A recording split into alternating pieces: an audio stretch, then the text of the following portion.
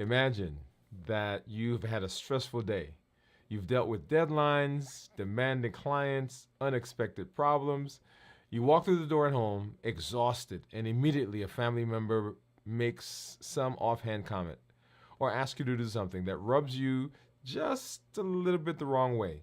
Your heart races, your pulse goes up, your breathing increases, you start to sweat, your hands get clammy, and without even thinking, you snap back at them. Does that sound familiar? Yeah, that's what happens. That's what happens. If that sounds familiar, this is an example of how our emotions can get the better of us. This is what we sometimes call hijacking of the amygdala. In that split second, you weren't thinking about the long-term consequences. You weren't thinking about what was going to happen after you snapped. You weren't thinking about the relationship or even what was going to happen inside you. You were reacting. You were reacting without pausing, without processing, and without picking a healthy response. Hey, if you're new to me, I'm Dr. Dwain Woode. That's what we're talking about today. That's Wood with an E. The E stands for endocrinology. Here on the channel, I educate, I empower, and I encourage you to take charge of your health and your life, avoid complications, and go to the next level. And in this year, new you, I'm talking to adults with type 2 diabetes who want to reverse their diabetes, who want to put their diabetes in remission, get off of diabetes medications, and improve their metabolic health. If you're new to me as well, go ahead and put new in the comments because we'd love to welcome you with a hand clap and some music. And let you know that I'm happy to be here with you, happy that you are here. If you have questions, go ahead and put those in the chat, in the comments as well. Hey. So we're talking about reversing diabetes. If you're new to the channel, if you're finding us for the first time, or if you're returning, remember that is the premise. That's what we're doing. And we have been walking through over the last several weeks the model called the C.O.P.E, C-O-P-E. Clarify, observe, process, or pause, process and pick, and then execute. And so we are on component number 3, and that is the pause.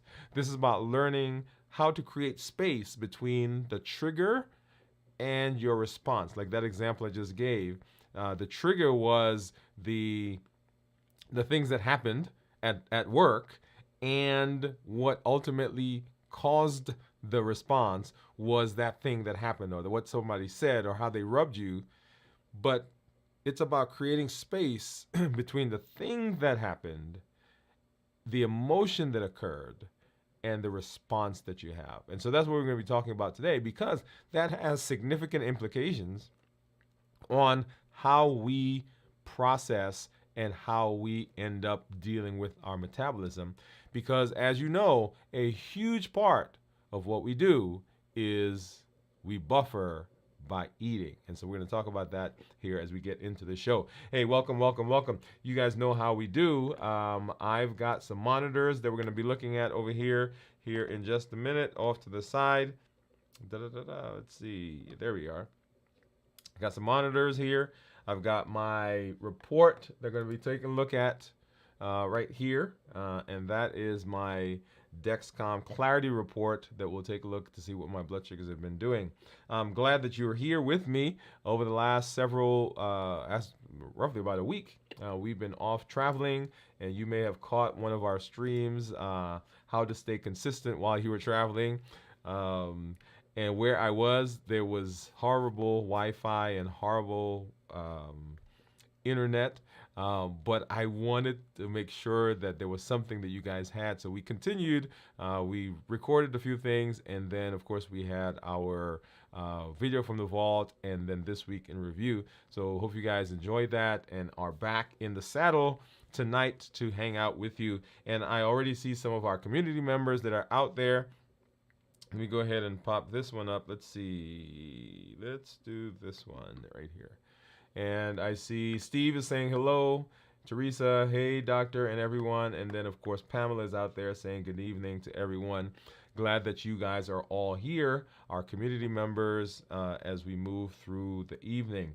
So I want to, before we jump into our discussion for tonight and some of the things we're going to do, I did get my blood work, and so I've got that. I've got my visit with my doctor coming up on Friday. And so we're going to come back and do and actually kind of review that with you guys at some point. So I did get it. Yay. I'm excited. Excited to share some of that with you. So we'll look at that.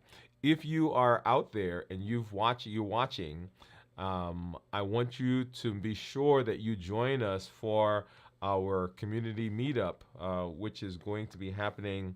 And I told you guys that we were changing the date for that because we have something else that's going on. We usually do that on the fourth Thursday of the month, and what we'll do is the fourth Thursday is actually the 24th, and you know, now that I'm thinking about it, we may end up doing that this week. Okay, let me double check my calendar because I'm looking at the calendar. I thought I had scheduled that for the 31st, but yeah, I'm seeing something on my calendar right now. But we'll come back. We'll let you know when that's going to be, and we will do that. In fact, what I may end up doing is maybe going through my blood work in the community meetup. So if you come, if you're there, you get a chance to kind of see that. But let's go ahead and look at some of my blood sugars, look at my monitors, and then hop into our discussion for tonight. I do see another community member that's out there. So Grace, hey Grace, glad that you're here. She said, made it. Good evening, everyone. Glad that you are with us. So let's hop over and let's take a look at blood sugars. And I want to look at this is my Freestyle Libre, and you'll see there my blood sugar right now is 80, and that's 80 because my last meal was yesterday evening, and so I've actually started my fast for this week early, and you guys can imagine why I started. Why do you think I started the fast early? If you think you know, go ahead and drop that in the chat in the comments. But I started my fast for this week early. So my blood sugar right now is 81 according to Libre, and then of course according to the Dexcom is 95. If I change to 12 hours, I could go here and I could run my finger, and you'll see as I do that, you'll see what my blood sugars have been running here over the course of today. You know, late in this afternoon, of course, down in the 100s, and then as we got earlier in the day, 120s, 130s. In the morning, 150s, 155, or thereabouts. Okay, so over the last 12 hours, 150, 155, and then down, of course, now where we are right now. Okay, so then let's take a look at my meters, and off to the side, as we normally do, I've got my Keto Mojo meter, and I've got my Contour. Let's go ahead and get a strip in those. And we normally do these, if you guys join us on our check-ins, of course, we'll be taking a look at these and going into a lot more depth. But I do want you to see as we look through these blood sugars, I want you to see what's been going on over the last several days. So I've got my Keto Mojo, which gives me blood sugar and ketones. And then let's just grab a Lancet from in here. All right. Handy dandy Lancet container. And I'm going to go ahead and open the ketone one as well because I don't want to have to stick myself twice. All right, so I got that ready. And then this is just a Lancet that's in here. So I turn the top off. And there's, you probably can, let me see if you can see the little needle. And I don't usually use the lancing device. I just take it and I just find a finger and I poke it. And of course these small ones hurt a lot more. So there we go. We got a good drop of blood. Get that started. Get that one started. And then of course I need to keep the blood flowing. So 84 according to Keto Mojo. And what do you think my ketones are going to be, by the way? And 94 according to the Contour. Let me go ahead and put this in. And so I'm not quite 24 hours, by the way. Not quite 24 hours yet. And go ahead and get that one started. Okay. All right. And of course, I'm not going to show you what that looks like. We're going to hop over here. Um, so we're continuing our discussion. We're continuing our discussion on the COPE model. If you've not done so, make sure you get back over and take a look at the videos that we've done so far. We are in the third component of the COPE model, that is clarify, observe, pause, and then execute. So make sure you get over there and take a look. So let's hop to it. Let's hop to it. So and this is pausing, right? So we're pausing, choosing a healthy response. That's what we're talking about, choosing a healthy response. So you guys heard the story at the beginning, right? You heard the little intro that I did. If you joined me last time, we talked about the observe step, and the observe step was understanding how triggers affected our bodies. And today we're taking that even further in understanding not just how it affects our bodies, but what are we going to do as a result, or how do we move past, how do we move on, how do we pick something that we're going to be doing in terms of responding. Okay, so when we talk about the pause, we're talking about how do we move from that quick reaction that you heard in the story that I started with to a point where we are now processing. Why is that important? It's important because often the things that we do in this space, and remember what we're talking about. We're talking about diabetes. We're talking about how do we reverse diabetes. Often the things that we do have to do with the response that we're having as a result of a trigger. And we've spent time here talking about triggers. You know, we know the HEAT model: habits, emotions, access, and taste. Those emotions that come through, those emotions that are there, are a huge part of the trigger. And so one of the conversations I have in the office often with people, particularly in this era, this era of GLPs, right? Those are the GLP-1 receptor agonists. Those are the medications that are being used for weight and also for blood sugar.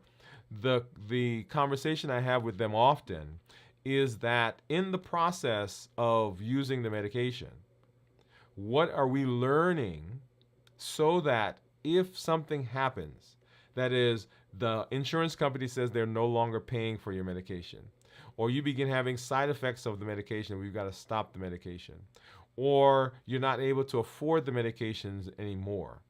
What are we learning in that space that allows us now to be able to pick up where the medication left off and be able to handle this in a successful manner?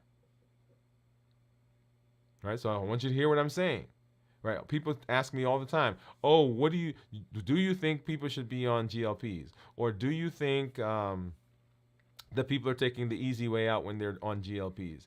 And my personal thought is this: just like we have cars and bicycles and feet, we have things that help with our health. So people who come to see me in the office, they could walk if they wanted to. Why don't they walk? Are they being lazy because they drive a car? No, it makes it more convenient and it makes it easier. And so the medications that we use in this space are medications that make things simpler for people. But I have to hasten to say that in the process of using the medications, we want to make sure that we're also teaching people what the things are that they need, the tools that they need to be successful along with the medication or without the medication.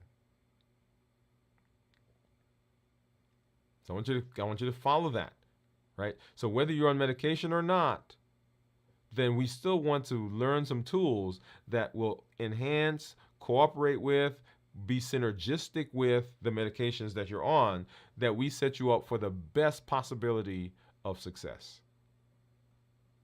And so this idea of the COPE model is working along those lines. Remember, we're talking about how do we learn, how do we get tools. What are those tools that we're going to be using? And those tools help us to be successful in the space. And here we're talking specifically about diabetes. How do we reverse diabetes? Okay. All right. Now, having said that, now that I said specifically diabetes, let me hasten to say that if you're out there and you are not diabetic, but you struggle with weight, metabolic disease, polycystic ovarian syndrome, high blood pressure, high cholesterol, fatty liver, all of those are metabolic diseases that will improve with the things that we talk about. Because remember, diabetes is the prototypic metabolic disease, but all the others that are associated with it also get better if you follow the model that we're talking about. Right? So we're talking about the C.O.P.E model. So we're pausing, we're processing, and we are picking, right? So pause, process, and pick. Choosing a healthy response using the C.O.P.E model. That's what we're dealing with. That's where we're heading. Okay. So let's talk a little bit about the science behind emotional overload. So the amygdala is a part of the brain that is the emotional center. It is responsible for processing fear, anger, and other intense emotions. It's kind of like seeing that tiger, right? So you're walking down the street or you're out somewhere and you see the tiger, and immediately the amygdala says, hey, I got to run. Right? That's what it wants to do.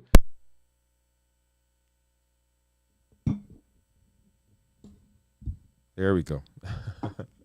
The amygdala says, hey, it's time for us to run. And so we are in that space. And let me make sure that I've got all of my, there we go. Okay.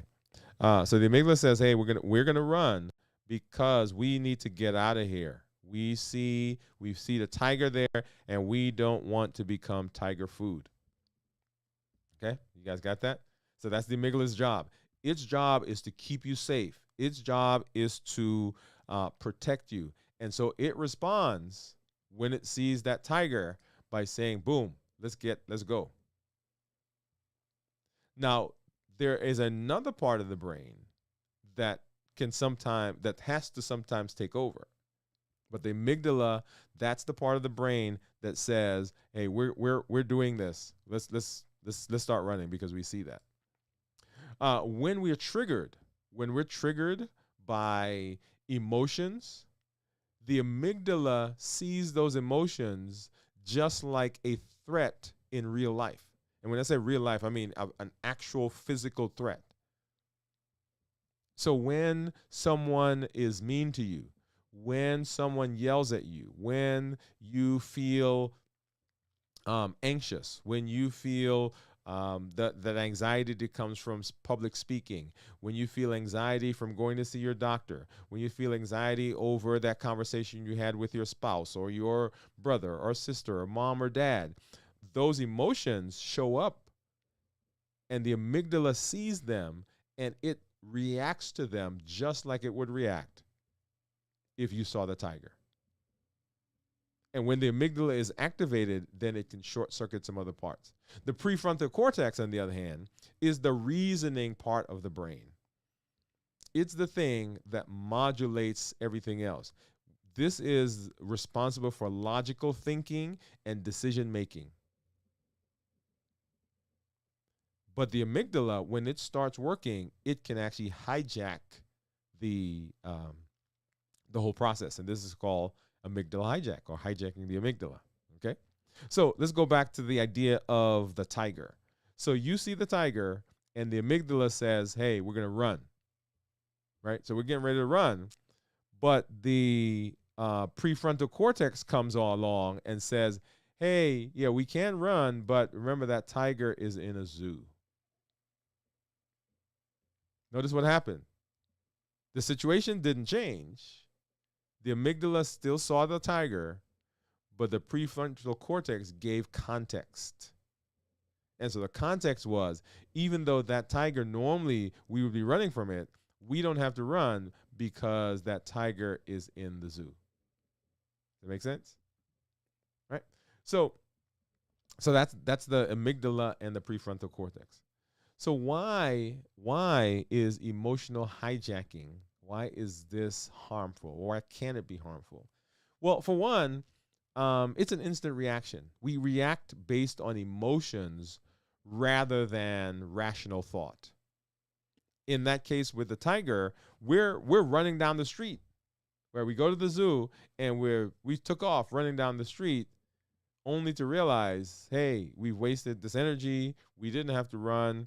Now, people have got excited. If you're with your family, the family is going crazy, right?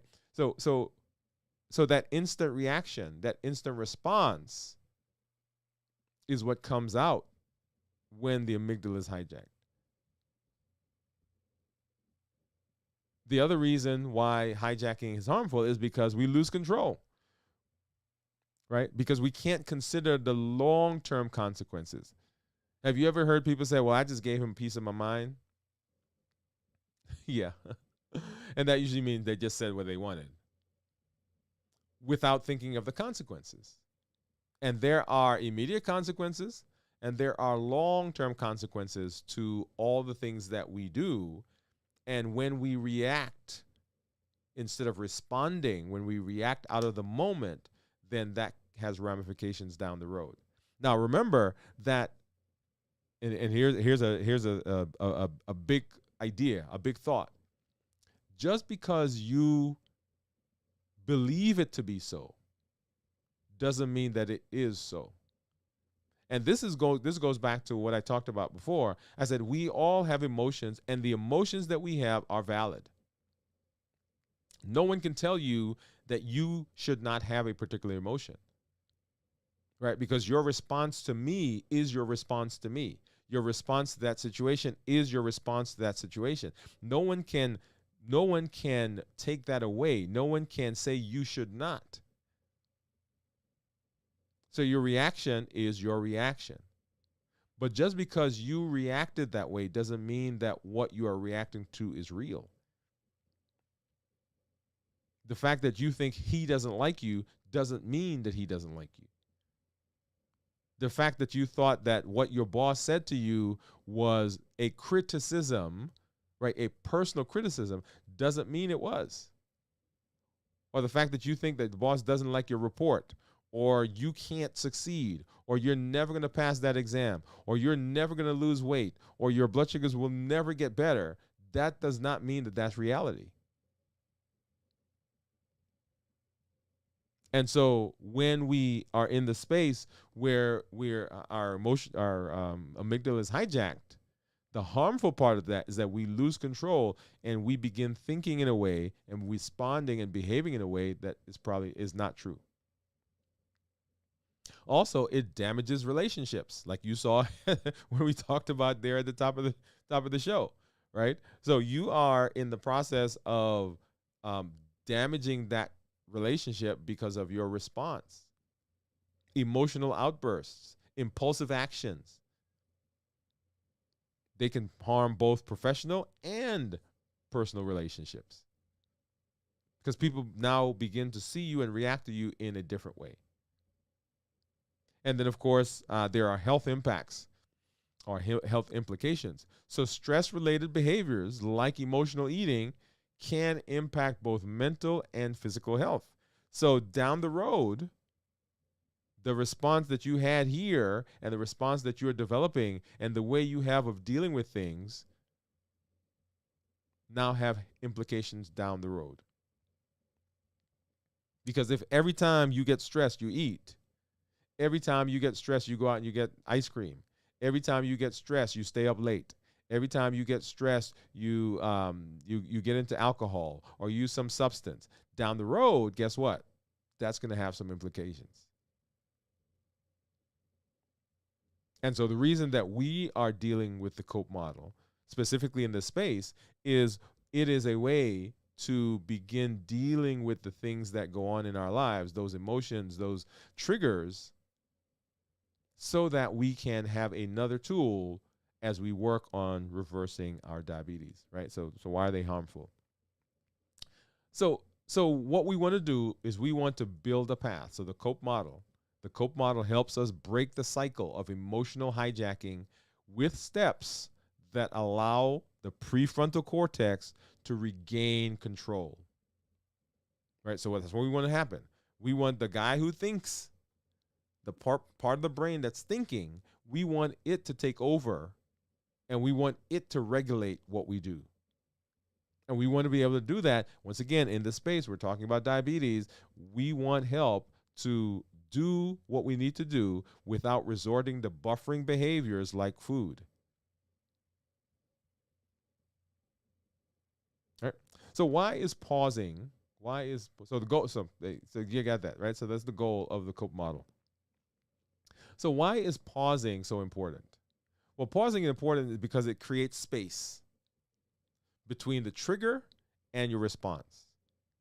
Sometimes they happen in so close proximity to each other that we believe that the trigger and our response and us are the same thing. Right? We believe that emotion is us. Well, that's just who I am. That thing caused me to just, what do they say? Just reveal myself. Well, no, the response that you have is different from the emotion that you have, which is different from the trigger. And so what happens when we pause is we're creating space between us and the trigger. It allows the prefrontal cortex to re-engage. And it gives us time to think and space to choose. And it helps us with emotional regulation. You know, whenever I think of this idea of pausing, I think about those shows, and you've probably seen these shows where they have some person and they're having some cardiac arrest or something going on, and they grab the paddles and they yell clear, and they go pooh, right? Oh, crank it up, 360 joules, pooh, do it again, do it right, pooh, right? And they're shocking the person.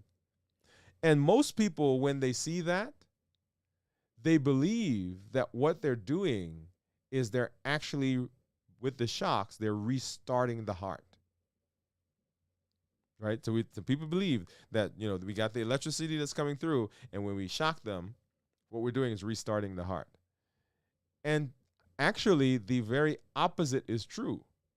What we're doing is we are actually stopping the heart. Because what's usually going on is that the heart is in some abnormal rhythm. Right? Something in the heart has taken over, and it is the thing now that's regulating how the heart is beating. And so when we stop the heart, what we're hoping is that the guy who is supposed to be regulating the heart takes over.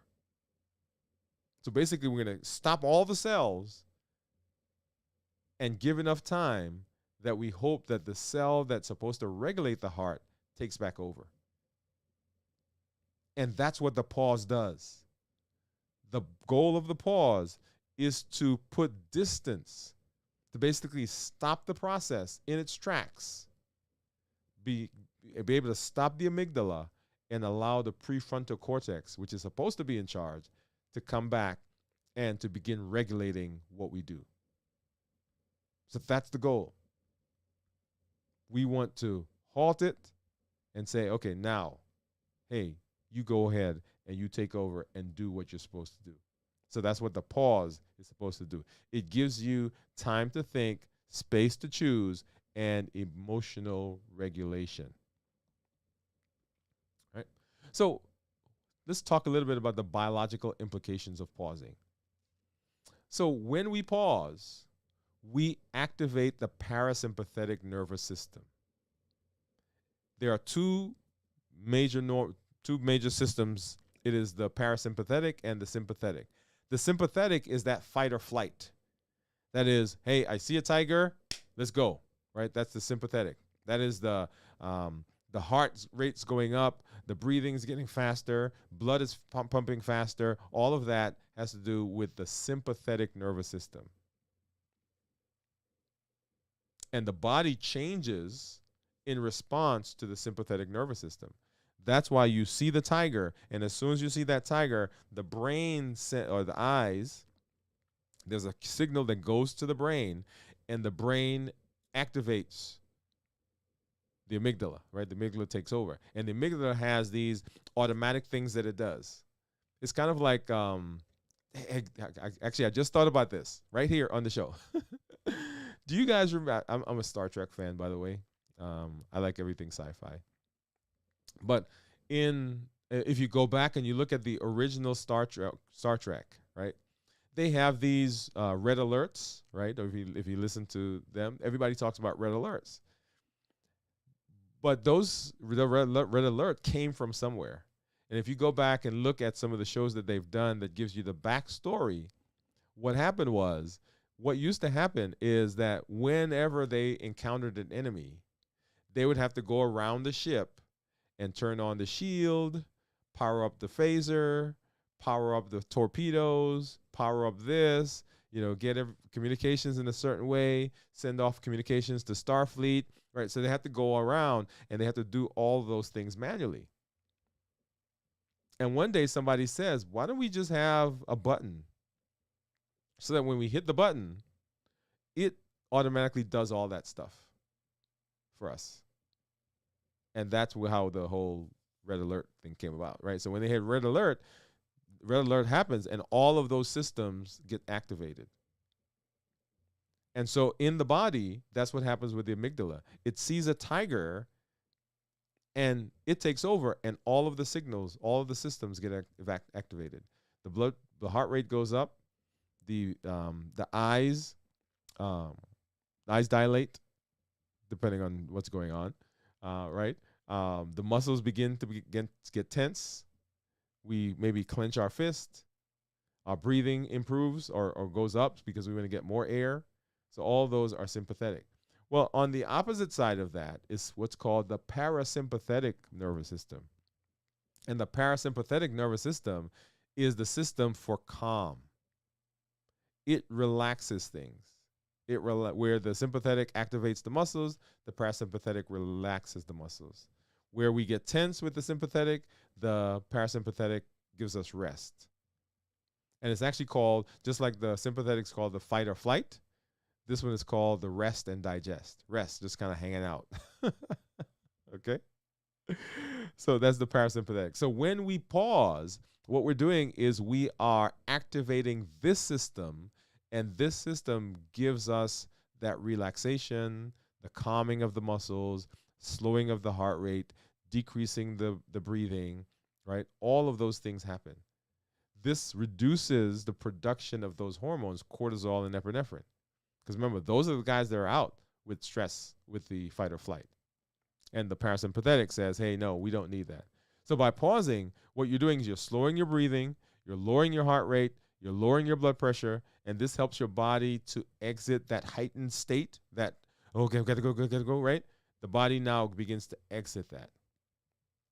And it takes over from the amygdala.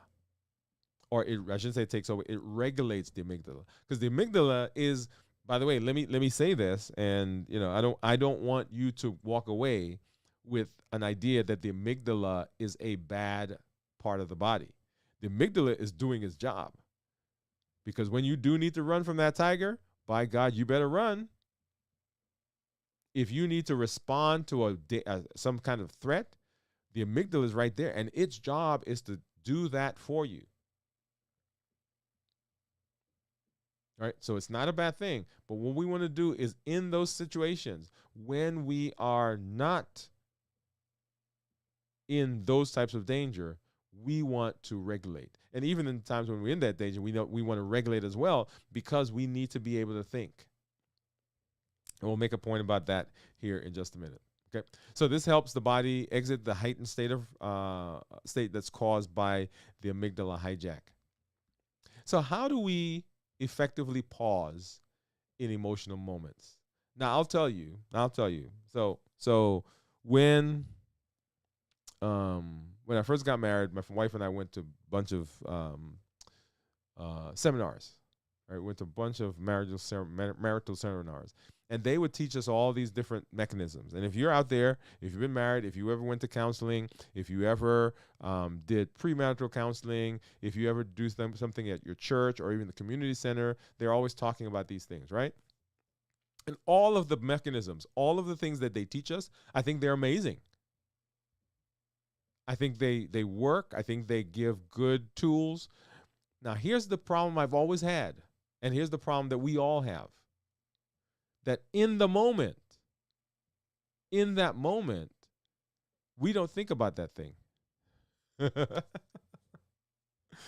There was this thing that they taught us, and I forgot which seminar. I think it was down that we were in Birmingham, and it was called taking an order, right? So the whole idea behind it was that if you're having a disagreement with your significant other, that you would treat it kind of like being at a fast food restaurant. So you'd roll up, and the person that's taking the order, all they're doing is recording, right, what you want. Like, I want a hamburger, I want some fries, I want a milkshake or a Diet Coke, right? And the person giving the order, all they're doing is reading off the things that they want. Now, there's not supposed to be any emotion involved in that, right? So the person's taking the order, all they're supposed to do is take the order. And the person that's giving the order, all they're supposed to do is give what they want. Correct? Now, you all know that there are things that happen. For example, let me give you an example. Let's assume that I am giving the order, right, to my wife. Or you're giving the order to your wife, your husband, your mom, dad, whoever is in a relationship with you. And the person that's supposed to be recording, all they're doing is listening to what you're saying. They're supposed to be listening without any emotion. But you say something, you're like, well, I would like you to, pick up your clothes off the floor. I'm using that as an example. Okay? And the person that's listening to the order, all they're supposed to be doing is taking that and recording it without any emotion. But as soon as you say, I would like you to pick up your clothes off the floor, in their brain is like, well, you don't pick yours up. Right? So knows what happened. Right? The comment short-circuited, right? Short-circuited the process. And so the ability to pause is a very crucial aspect of what happens in all of these models. And so we're actually going to come back after we complete the C.O.P.E model. We're going to come back and do a specific show where we talk about pausing. Right? So lots of ways to do pausing. So one, take a deep breath. Right? Slow, deep breaths calm the nervous system. That's why they say take a breath before you engage, before you come back, before you say what you're going to say. Take a deep breath. Because when you do that, right, that pause, remember, we're interrupting the process. We're giving time so the prefrontal cortex now takes over. Count to 5. 1, 2, 3, 4, 5, 6, 7, 8, 9, 10. Now, if you're really mad, you kind of get through those 5 in quick order, right? 1, 2, 3, 4, 5. Because you want to say what you're going to say. But basically what we're doing is we're creating space. We're creating space. Ground yourself is another way of doing it. And I love this one because what this one says is that you want to connect to your surroundings. Now, I do this. This is one of my favorite ones. This is one I use a lot. When I'm having a conversation, if I'm in a space where it's a difficult conversation, you'll see me maybe holding on to the desk or touching the desk because what am I doing? I'm grounding myself. Or I'm holding on to a pen. I'm grounding myself.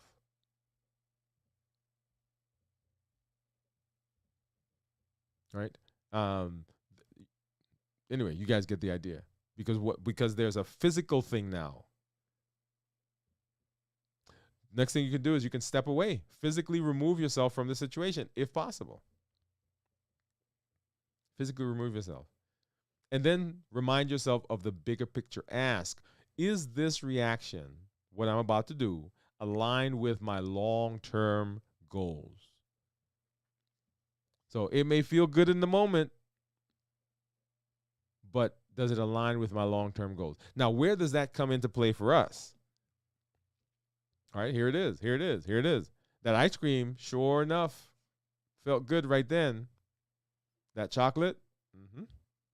As a matter of fact, I was away this weekend, and a situation came up, and I went downstairs, and I got some chocolate. Yeah, it happens. Right? So does that align with what my ultimate goal is? Now, let me say there's nothing wrong with chocolate, right? So there's nothing wrong with chocolate, but the chocolate was being used in a way it should not have been used. It was being used as a buffer. And remember, we're trying to get away from it. We're not trying. We are getting away from buffering.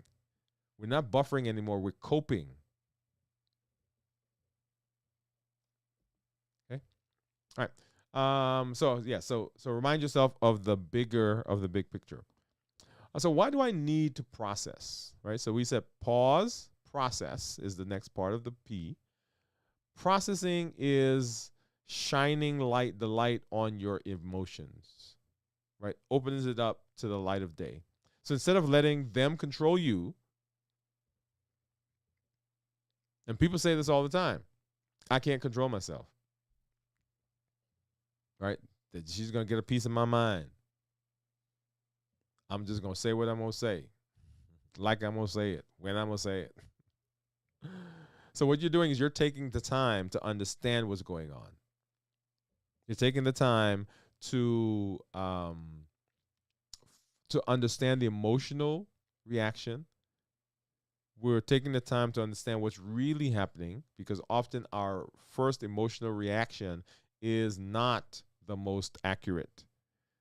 That's kind of like somebody, stepping on your toe, and you turn around, you're like, because you think they deliberately did it, but actually someone else pushed them and they accidentally stepped on your toe. Now, your toe still got stepped on. That didn't change. But your understanding is not necessarily true. So you might feel angry, but underneath that anger, maybe you're actually feeling hurt or scared. And people respond in different ways.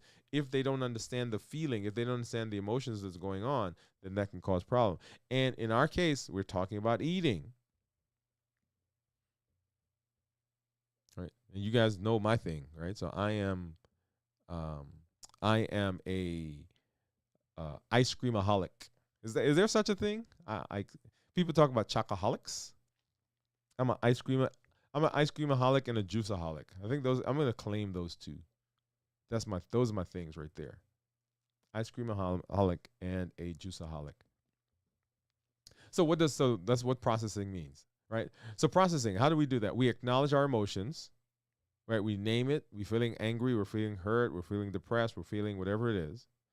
We explore the cause, right? So, hey, because she said this to me, or because I did not get the validation, or because I'm feeling insecure, or because I'm afraid, now I have this feeling, right? That's the emotion. And then we decide what's important. Reflect on what matters, because we're going to come to that in just a minute. What matters most? Preserving the relationship, reducing the stress, addressing long-term goals, all those things we got to be thinking. Okay, a couple of points that we'll make here in just a minute. So questions. What do we want to ask? What am I really feeling? What triggered this emotion? Is this about the present or something that happened in the past? What's most important in this situation? Okay. And how do we go about choosing a healthy response? So now we've gone through, we paused, and that I spend a lot of time on pause, because pause is the crux. That is the thing that sets us up for success. The processing is really just kind of looking to see, okay, what happened? What is my feeling? What am I responding to? Making sure you understanding it. And then now we're going to choose a response. So what outcome do you want? Because depending on the outcome, that's going to be the thing that you choose, right? So if you've processed and you're like, man, John has been getting on my nerves all the time, and I really need him to stop, and I'm not really concerned about this relationship, maybe you choose one one response. Or, man, this is my wife, this is my husband, this is my mom, this is my dad. They keep doing this thing, but I really need to explain to them, and I really want to preserve this relationship. You approach that in a totally different way. The next question is, what does it serve? Does it serve you in the long term? Will this benefit you, or will it create more problems? Now, this is the one that I think sometimes people get confused with. This is not an avoidance, because often we have that thought in our head. Will this benefit me, or is it going to cause more problems? And we ultimately decide that we are going to ignore it because we don't want to cause a problem. That's not what we're saying here. What we're saying is you are choosing a method, a way to respond that ultimately is going to lead to an improvement in the long term. It may not lead to an improvement in the short term. So when you feel like you want to have that ice cream in the short term, and I keep taking ice cream because that's my thing, right? So you got some other stuff, drop it in the comments. What's your thing? I know somebody's out there with chocolate. Actually, I see somebody out there with nuts. Right. So what's your thing? Drop it in the comments. So yes, the chocolate right now. Yes, the ice cream right now. Yes, the brownie. Yes, the fudge. Yes, the candy right now is going to make me in this moment feel better. But in the long run, it's not. It's actually going to cause more problems. So if that's the case, if I'm evaluating with this question, then the ice cream is not the answer.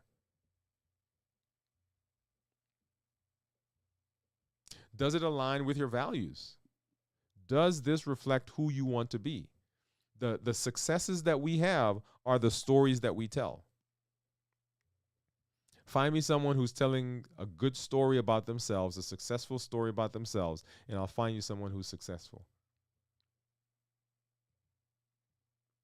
So I am a content creator. I am an endocrinologist. I am in the process of reversing my diabetes. I am improving my metabolic health. I am someone who eats ice cream when I choose to eat ice cream, not as a buffering behavior. I eat it for enjoyment. So the things that we tell ourselves, the stories that we tell ourselves, dictate what happens. So does this reflect who you want to be? So what coping mechanism can you use? And we're going to come back. It says from your toolbox, right? So what are the coping mechanisms? Go for a walk. Go for a jog. Call a friend and go talk with them. Do some meditation. Do yoga. Right? And there's a whole list that we'll kind of go through. But something from your bag, something from your toolbox is what you're going to pull out to deal with that situation.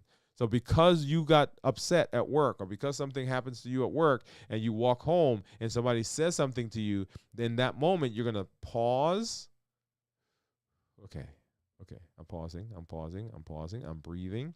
I'm stepping back, taking a step back. Okay, what's going on? Why am I so upset at her? Why am I so upset at him? Oh, that's because John, my boss, today really chewed me out for doing this thing. And I'm feeling right now angry, and I'm feeling frustrated, and I couldn't take it out on John, so now it's coming out here. Now, all of this is going on in your mind at the time. Now, we'll talk about the sequence of all this in another show, but you get the idea. That's what's going on in that moment. And I choose to say, honey, can you give me a minute? I'll be right back. I just need to decompress for a little bit. And I get out and I go walking around the block or jogging or whatever I'm going to do, or call a friend. So I choose that thing, and now I come back. So I didn't yell at them, And I didn't, on the way out of the garage, grab the ice cream. And then the other thing is it balanced? Is the response balanced? So we want to avoid extremes. We don't want to ignore it, and we don't want to overact. Either of those is wrong. I should say wrong. It's an inappropriate way of managing. We don't want to do these extremes. Because if you ignore it, guess what? Then in that moment, things may seem better. There's no big blow up. You don't eat ice cream, whatever that thing happened. But tonight, sometime, when those emotions start to get to you, when you feel like you have not been heard, when you feel like, oh, this is unfair, when you feel like I always have to give in. I always am the one who is trying to improve the relationship.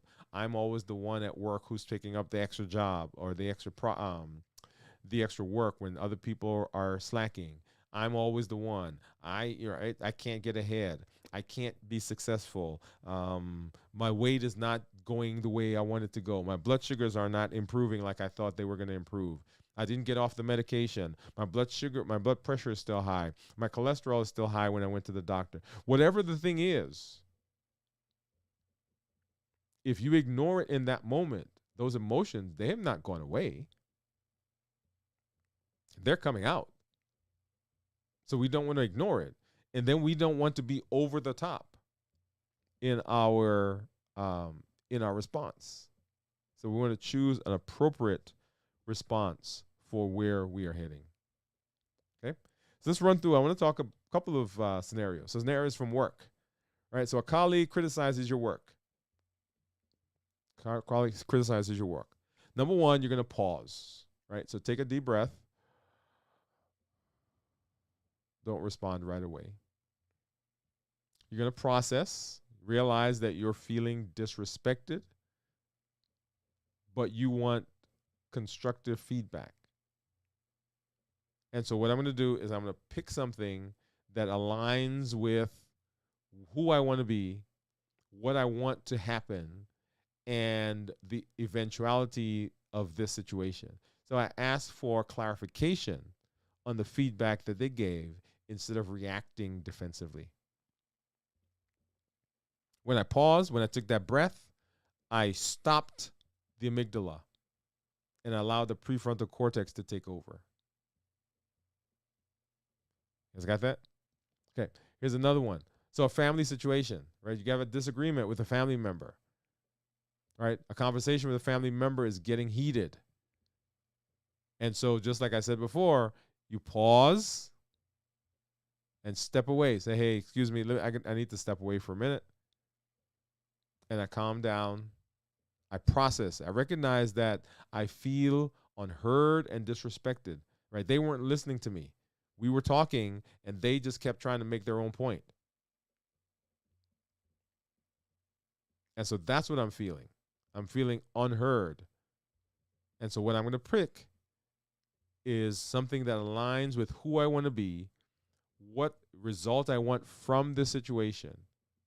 Yeah, I'm going to say, hey, I need to tell you something. I need you to listen to me and express your feelings calmly instead of escalating the argument. And how about food? You know, we can't get away without food, right? So food after a stressful day. So you're hungry. You're not hungry, but you find yourself reaching for snacks after a tough day, grabbing it. And you take a deep breath, right? Because remember, we've already gone through the clarify, we've gone through the observe. Now we're in the pause process, and pick. Right? So take a deep breath, and you pause before eating it, and you realize that you're feeling stressed, you're feeling overwhelmed. You're actually not hungry. And so what you pick is, okay, what am I going to do that aligns with who I want to be, aligns with what the result is I want, and not use food as a buffering behavior. So I go for a walk, or I practice some grounding techniques to manage my stress. And we'll talk more about grounding techniques in another show. That is the idea of, okay, so things like there's one that says you find 5 things in the room that you're gonna look at. Okay, I see a chair, I see a window, I see a lamp, I see a telephone, I see a box. And I'm gonna listen for 5 sounds. Okay, I hear the computer going right now. I can hear my voice in the headphones. I can hear the air conditioning. Or if you're outside, maybe you hear a bird. I can hear my family talking outside the door, right? So you're grounding yourself to something physical, something that's here. And to choose the response that aligns with the long-term goals that I have. Yep. So that's what we do. That's what we do. What I want to say, a couple of points that I do want to make is that every component of the C.O.P.E model begins with pause. Let me say that again. Every component of the C.O.P.E model begins with a pause. It has to begin with a pause. Because what we have to do is we have to get the amygdala to give way to the prefrontal cortex. Otherwise, the amygdala is on its own. It's doing its own thing. So the interruption has to happen in every single component so that when the situation happens, right, before we can clarify, because I want you to think about this, right? Because if you're in the middle of something that's really got you going, at that moment, you're not really thinking about, well, let me see. Let me clarify exactly what's going on here. Yep, that's not going through your brain. So there has to be a pause. And when we get to the observe, right, we're pausing again because we want to make sure that we're understanding what's happening, right? As I'm getting ready to think about my body, what's going on in my head and my arms and my shoulders, where am I feeling this thing? What emotion am I actually feeling? I've got to pause to understand that everything and make sure everything is aligned. And of course, the pause, right? It's a pause, process, and pick, right? So pausing to really kind of look at everything, take another bird's eye view of everything. I'm processing it. Okay, why am I feeling this way? What's going on?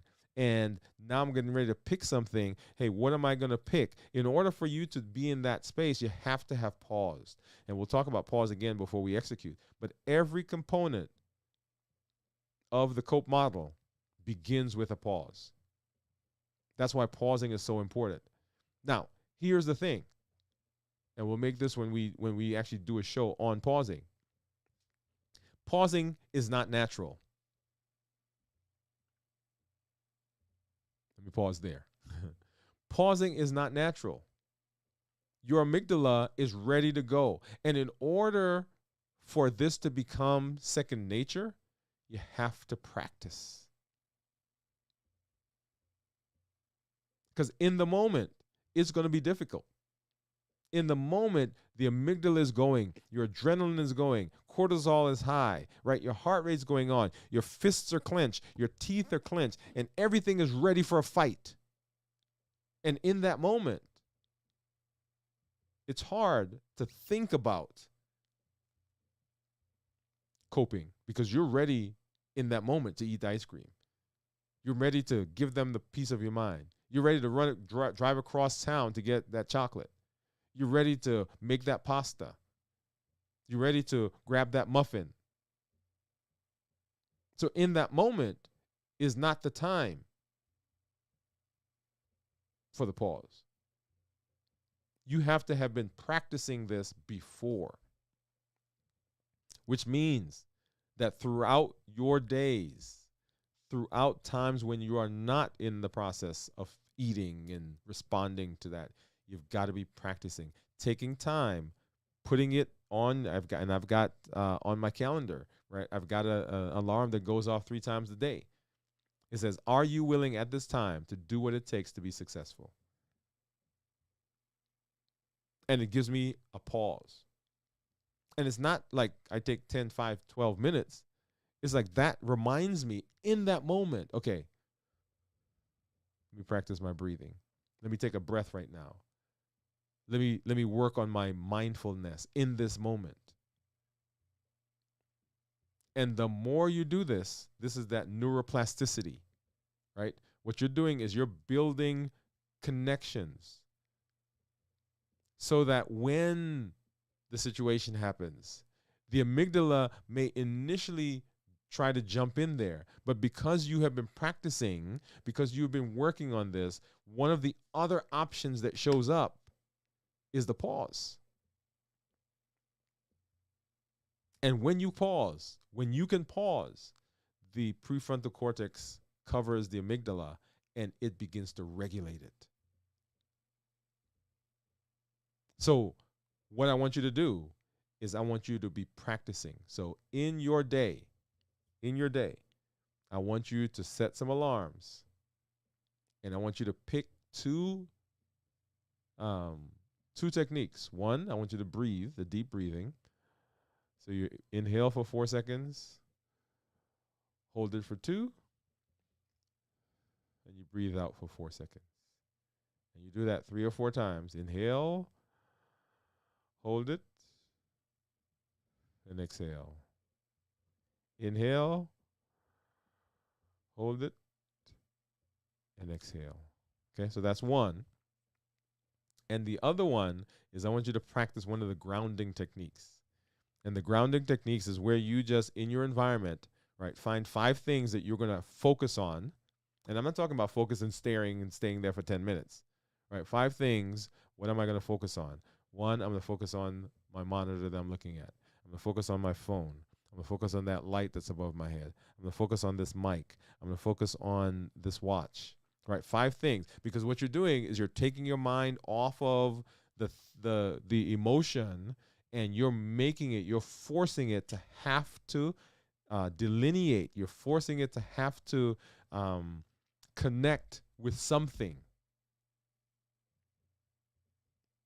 And then I'm going to listen for 5 sounds in my environment.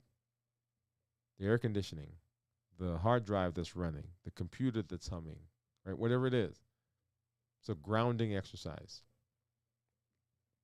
Because as you are working to learn the C.O.P.E model, you got to practice. Because if you don't practice, the pause, which is the most important part of the whole process, because the pause is what gets you into the ability to be able to go through the process, go through the components. The pause doesn't work if you are not practicing. I want you to hear me. So we're setting ourselves up for success. Of the tools that we have access to, and I've told you that I think that that fasting is one of the most powerful. The other, or one of the others, is the C.O.P.E model. And in the C.O.P.E model, probably the most powerful part of it is the pause. So you hear me talk about not some people say that I'm a fasting fanatic. Yes, I'm a fasting fanatic. But you'll hear me start talking about C.O.P.E. C.O.P.E is a fanatic about coping. Because it is where we lose ourselves so often. And so if we can understand our triggers, right? We can come back to that, the heat model, and understand how to cope, how to learn how to cope, then we set ourselves up for success. All right. All right. So I want to throw something else in here really quickly before we end. So one of the things that I've not done over the course of the last several shows, we used to do the thought of the day. And yesterday something happened to me, and I thought I would throw that thought of the day back in. And we're going to do that. So let's do that right now.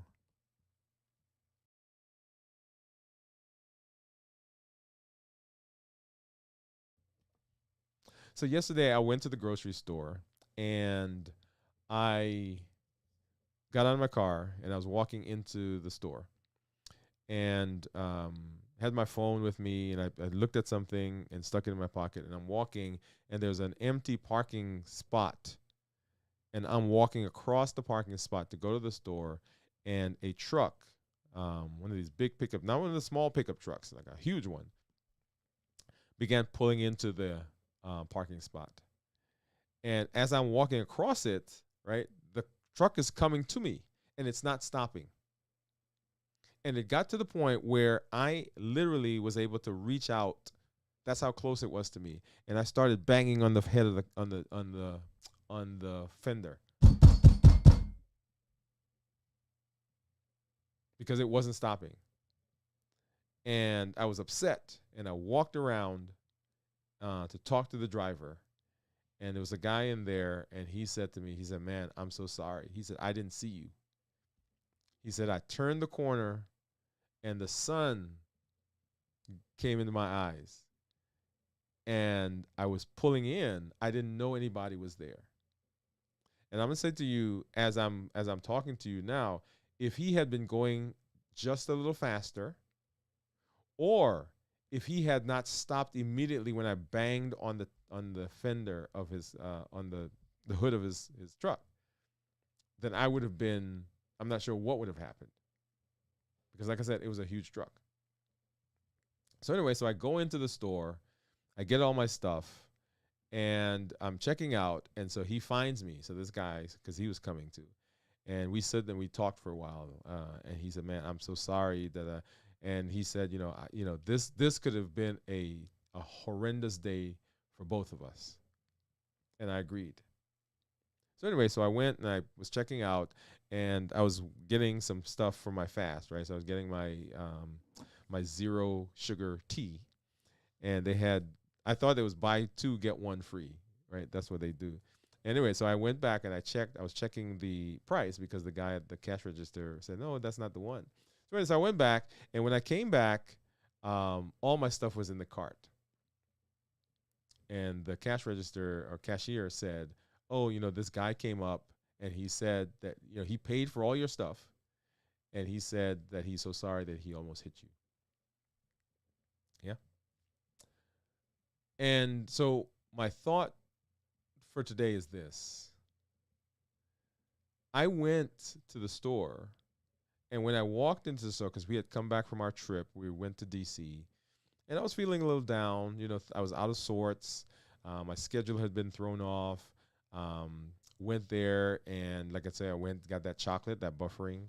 And so I was walking into the store, and my head was somewhere else. But this event reminded me about gratitude. So, of all the things that were going on, all the things that could have been going on, I was grateful that I was able to have those problems because I could have been hurt. I could have been injured. I could not have been here right now. And so often there are things that are going on, and I don't want to negate anything that's happening in your life right now. But what I want to encourage you is to find something to be grateful for. Because when we can be grateful in the space that we're in,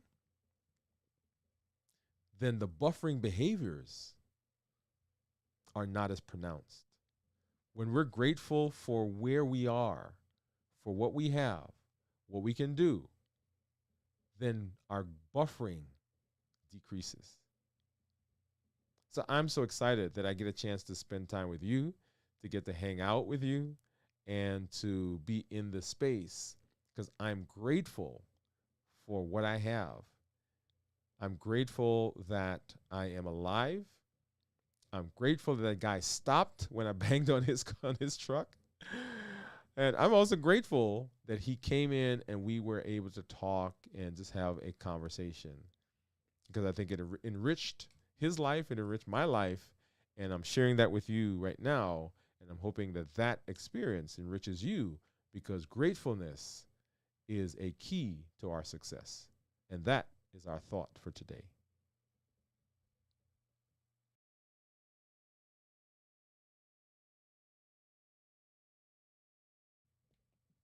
All right, all right. So I do see somebody out there putting up some ketones. So let's go ahead and do that. Um, and let's see. Yeah, Steve gave a guess.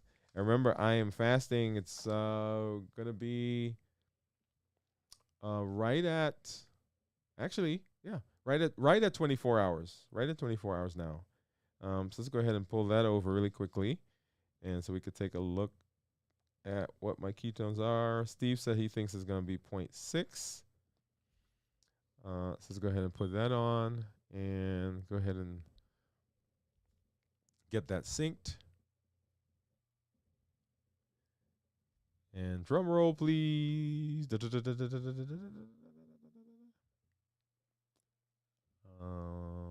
come on, come on. So it's taking its time. Ah, there we go. And so 84 is my blood sugar and 0.3 my ketones. All right. So ketones, when we talk about ketones, and we'll go through this again, remember less than 0.5 considered normal, 0.5 to 1.5 considered nutritional, and then above 1.5 is considered therapeutic ketosis. Awesome. All right. Well, I am always, as I say, glad to be here in this space with you as we continue working on this C.O.P.E model, a very powerful tool that we are learning that helps us to set ourselves up for success. Remember, our model, our pillars, right? Decrease insulin, suppress appetite, reduce sugar. Much of that has to do with triggers. Much of that has to do with triggers.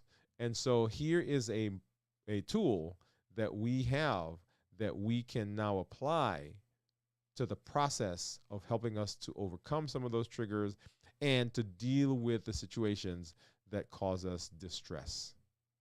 Awesome. All right. Well, I'm glad that you have been with me here. I am going to go ahead and let's say that I'll send a message out, and we'll talk more as I do my check-ins. So we won't do the community meetup today. I think I'll keep it on the 31st. So we'll push it back 1 week. Remember, we usually do it on the fourth Thursday. We're gonna push that back a little bit, and we'll do it later in the month, and we'll send that information out. But if you've not already done so, go ahead and sign up. It is the same link that we've been using, and I thought I had that here, and here it is. I'm going to put that in the chat. But it's the same link that we've been using, so go ahead and make sure that you sign up for that. There it is. Okay, yeah. All right. So thank you for being with me. Thank you for hanging out. Thank you for being in the space. Remember, this is Dr. Dwain Woode. That's Wood with an E. The E stands for endocrinology. Here on the channel, I educate, I empower, and I encourage you to take charge of your health in your life, avoid complications, and go to the next level in this year. New year, new you. We will see you later on in our check-ins. We'll see you on Saturday night for video from the vault, and then on Sunday morning for This Week in Review. But don't leave, or don't leave us this week, because we will be doing our check-ins as we continue our fasting, as that amazing tool that helps us put our diabetes in remission and reverse our diabetes. Good night, everybody.